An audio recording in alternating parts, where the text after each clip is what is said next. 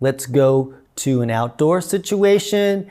And I'm actually teaching a class in this next shot, and I'm trying to show them when you're in low light, what's a good area to do it. So I happened to find this alleyway with these beautiful string lights going back and forth. And I said, perfect, this is exact location where you wanted to be. You want to put those lights, something bright, something shiny, something illuminating behind your subject when you do this low light photography. And so I set up my subject, I got my video light through the umbrella, I get as close as possible to the subject, and I set the exposure of the background first and then bring as much light as needed.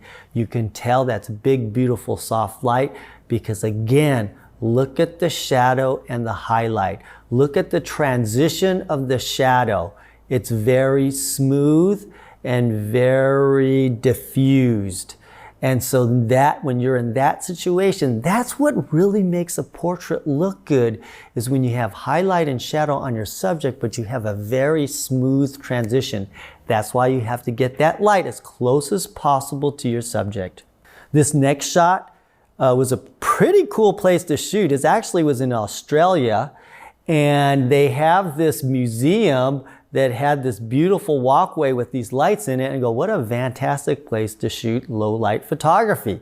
So again, I meter for my background. I get those yellow lights behind the subject the way I want them to look. And once I line it up and I go, oh, this exposure on this yellow lights looks perfect. I pose my subject. What you want to do is get the background metering first, because you don't want to have your subject pose as long, the least amount of time possible.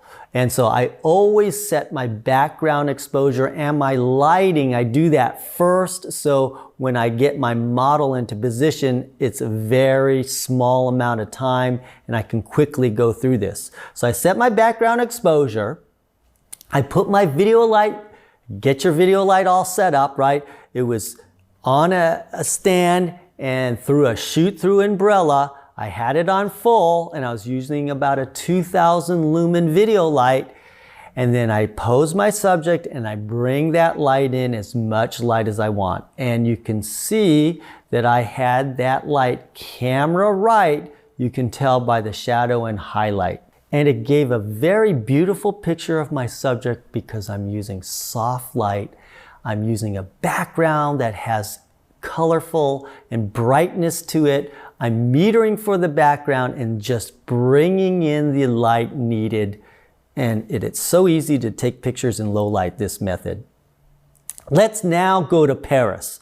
Now I've got this couple and they're leaning against a light, it was some kind of lighting structure, but guess what?